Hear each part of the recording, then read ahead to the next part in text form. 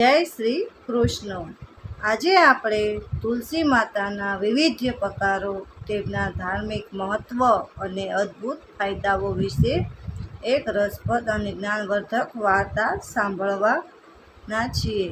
જો તમને આવી ધાર્મિક અને ઉપયોગી વાર્તાઓ ગમતી હોય તો વિડીયો અંત સુધી જરૂર જોતા રહેજો।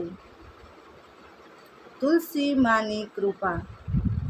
એક ગામમાં રમેશ નામનો યુવાન રહેતો હતો।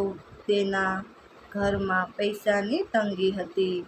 પરિવારના સભ્યો વારંવાર બીમાર પડતા હતા અને ઘરમાં હંમેશા કોઈને કોઈ ચિંતા રહેતી હતી। એક દિવસ ગામના આવેલા એક સંત મહારાજે રમેશને પૂછ્યું, બેટા, તમારા ઘરમાં તુલસીનો છોડ છે? રમેશે કહ્યું, ના મહારાજ, અમારા ઘરમાં તુલસી નથી। સંતે કહ્યું, તુલસી માત્ર એક છોડ નથી, તે માતા લક્ષ્મીનું સ્વરૂપ છે। જ્યાં સુધી તુલસી હોય છે ત્યાં સુધી શાંતિ અને સકારાત્મકતા રહે છે।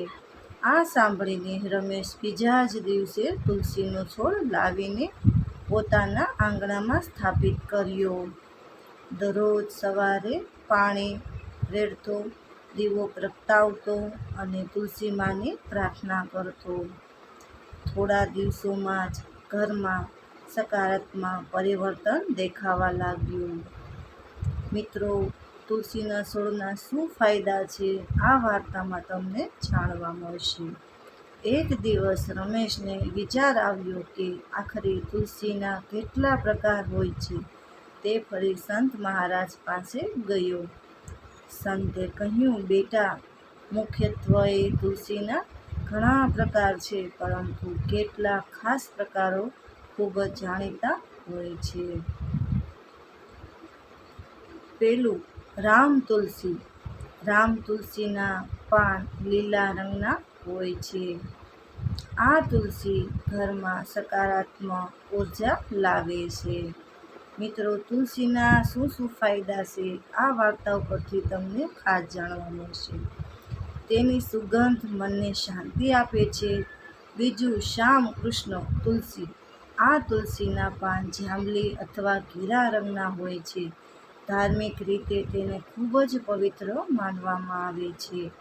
ભગવાન કૃષ્ણએ આ તુલસી ખૂબ જ પ્રિય માનવામાં આવે છે। ત્રીજું, વન તુલસી। વન વિસ્તારમાં સ્વાભાવિક રીતે ઉગે છે। આયુર્વેદમાં તેનો વિશેષ ઉપયોગ થાય છે। શરીરની રોગપ્રતિકાર શક્તિ વધારવામાં મદદરૂપ બને છે। ચોથું, કપૂર તુલસી। આ તુલસીમાંથી કપૂર જેવી સુગંધ આવે છે। મચ્છર અને જીવજંતુઓને દૂર રાખવામાં મદદ કરે છે। પાંચમું, અમૃત તુલસી। આ તુલસી ઔષધીય ગુણોથી ભરપૂર માનવામાં આવે છે। સ્વાસ્થ્ય માટે ખૂબ જ લાભદાયક ગણાય છે। રમેશ ખૂબ ખુશ થઈ ગયો। પછી સંત મહારાજે કહ્યું, હવે તેના ફાયદા પણ જાણા। તુલસીના અદ્ભુત ફાયદા। પહેલું, ઘરમાં સકારાત્મકતા લાવે। તુલસીની પૂજા કરવાથી મનને શાંતિ મળે છે અને ઘરમાં શુભ વાતાવરણ બને છે। બીજું, હવાની શુદ્ધતા। તુલસીની આસપાસના વાતાવરણને સ્વચ્છ રાખવામાં મદદ કરે છે।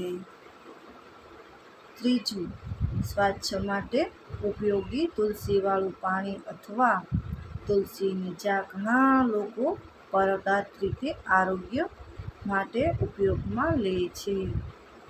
ચોથું, રોગપ્રતિકાર શક્તિમાં સહાય આપે છે। આયુર્વેદ મુજબ તુલસી શરીરની કુદરતી પ્રતિકારક શક્તિને મજબૂત બનાવવામાં મદદરૂપ માનવામાં આવે છે। પાંચમું, માનસિક શાંતિ। તુલસીની સુગંધ મનને પ્રસન્ન બનાવે છે અને તણાવ ઓછો કરવામાં મદદરૂપ બને છે। છઠ્ઠું, ધાર્મિક મહત્વ. તુલસી માતાની પૂજા કરવાથી ભગવાન વિષ્ણુ અને માતા લક્ષ્મીની કૃપા પ્રાપ્ત થાય છે. એવી માન્યતા છે, સમય જતાં રમેશના ઘરમાં સુખ, શાંતિ અને સમૃદ્ધિ આવવા લાગી. એક દિવસ તેણે સંત મહારાજને કહ્યું, મહારાજ, હવે મને સમજાયું કે તુલસી માત્ર એક છોડ નથી, પરંતુ તે આપણા જીવનને સુખ, સ્વાસ્થ્ય અને આધ્યાત્મિક શક્તિ આપનારી માતા છે.